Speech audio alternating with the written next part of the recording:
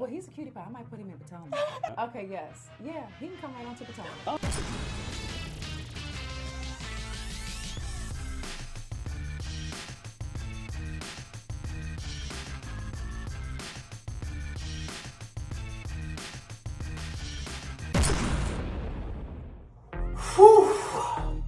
What's up, y'all? It's your boy Richie Scott, and I'm back with another video, and we got a lot to talk about.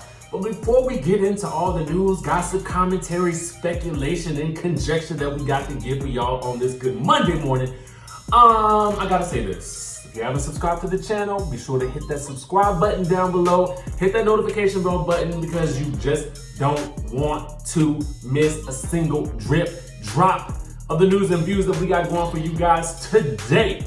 All right. Now, also follow me on Instagram and Twitter at DJ Richie Scott. Personal channel is coming this week.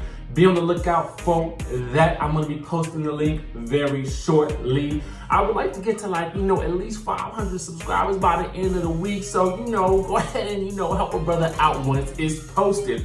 Now, let's get into what we got to talk about today. Now, first things first. I said I won't go talk about it, and I got to do it anyway. We gotta talk about it. The news is reporting it. Well, first of all, I ain't no singer, y'all. Second of all, we gotta talk about it anyway because it's in the news. But apparently, Porsha's fiance, Dennis, has apparently posted some other chick on his Instagram, and the crowd is going wild with speculation about who this new chick is. Now, personally, I think I'm blocked from his page. I'm not necessarily sure, and I'm not even sure why. I'm not. I never really said anything bad about the man other than if he was cheating, then, that's not what we want for our good Porsha. But since he said he was not, we believe him. Easy breezy.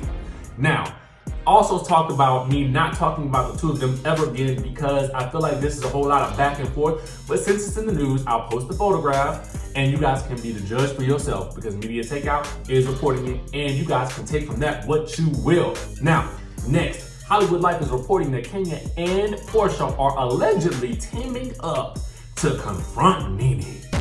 Ooh.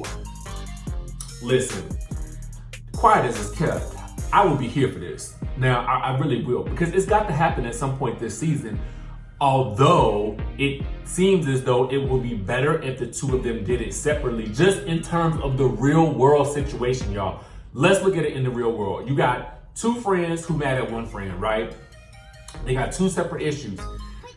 Wouldn't it be better to confront them separately if you really want to resolve the issue? But personally, I think that at this point in time, Porsha and Nene's issues are a little bit beyond repair. Here's why I say that. Because despite the fact that they have been good big sis, little sis, or whatever they want to call themselves, to me, and I feel like maybe to them, particularly to Porsha, I feel like their relationship with each other is very toxic. The reason I say that is because I just feel like, sometimes, I don't know if this has ever been you guys, right? You might have had a friend, right? And maybe their personality is ultimately just too much for you, right? So maybe they're a little bit bossy and they come, and what happens is sometimes you can be the type of person that gives so much of yourself in a relationship with a friend or a partner that they ultimately become a bully to you because you are putting yourself in such a submissive position, and you do that subconsciously, and then you subconsciously make them a bully. Does that make sense to anybody? So I think that happens with a lot of friendships, right? Where there's a dominant personality and then there's probably a more submissive personality. Now, the submissive personality in this case, I'm just gonna go ahead and say it, I feel like is probably Porsha, right? I feel like to a certain degree, and that submissiveness probably comes from looking up to Nene as big sis, right? So then what happens is ultimately, because you revere them so much, and if they do something to you that seems bigger than life, like whatever the closet incident was, it's like it totally throws the relationship off balance because you find yourself having to set boundaries where there may have not been any before, and you do so with such extreme force that it almost makes the person who was in the bully position step back and be like, yo, why are you coming at me like this? You haven't been coming at me like this. I don't understand, right? But you have subconsciously made that person a bully, whereas they may not be in real life. Tell me if that makes sense to y'all, because I really feel like that's the case between Nene and Porsha, and I feel like if they can get around that, I feel like then they may be able to work through the issue, but until then, it seems like it's gonna be a no-go, and apparently that's still the case. Now, I wanna move on to the Real Housewives of Potomac. We gotta talk about last night's episode because, first of all, I get this episode because it was so much going on in the past 2 episodes. You almost had to give us a slight filler episode. This episode was very Ashley heavy. All of a sudden, she got this issue with her dad, and she done found him on Facebook, and he done blocked her like yesterday's news. And at the end of the day, ultimately, what we also find out is that her relationship with Michael mirrors the relationship that she wants with her dad. So she feels like this man might just leave her the way her daddy did. Now ain't that some stuff? Now, ultimately, my shirt says it all. I'm uninterested.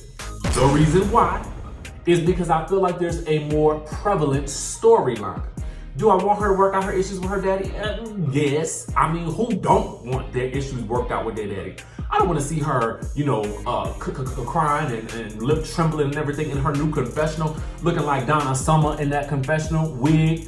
But at the end of the day, I just feel like the more pressing concern right now is the fact that we have Michael, who is the subject of what could potentially be a lawsuit or charges or whatever it is.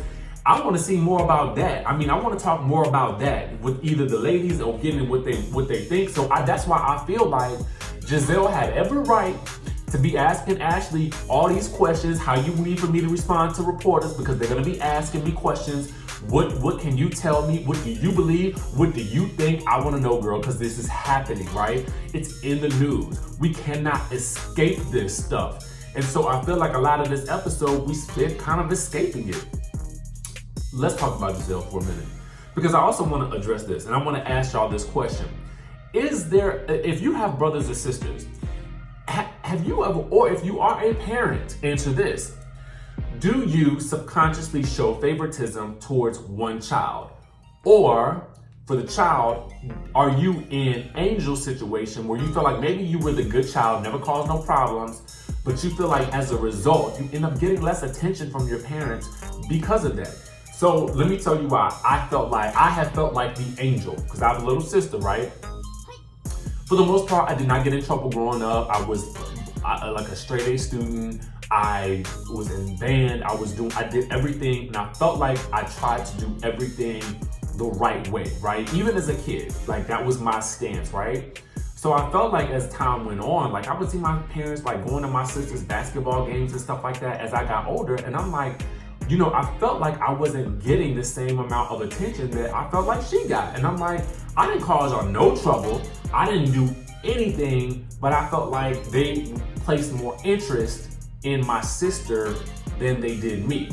But maybe it was because I was older and they didn't necessarily have to put so much energy into me because I just led the charge in a different way.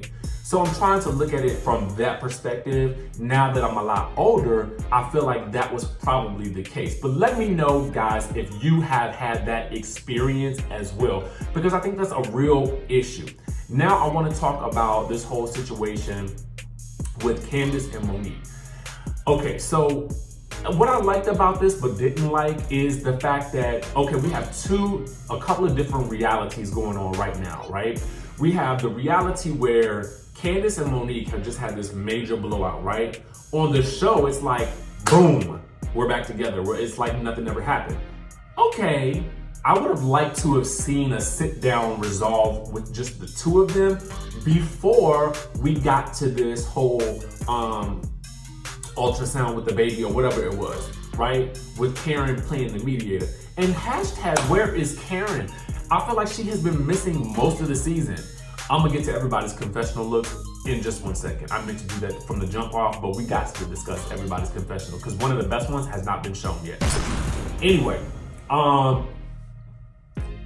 yeah, I would have wanted to see that. So then we juxtapose the reality of them getting past their issues on the show, but then them going at it on Instagram.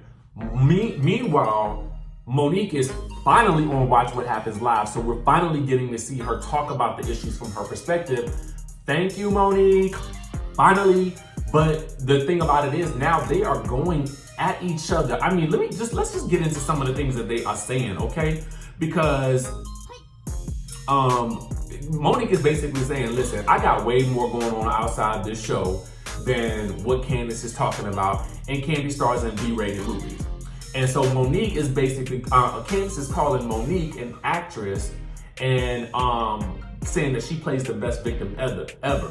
So then at this point in time, Monique, I guess she just decided, listen, I'm not playing with kids right now. I got 3 of my own. So you are blocked, girl. You are blocked. And so I'm trying to understand what the issue is in reality currently, because it seemed like it's been worked out on the show, right?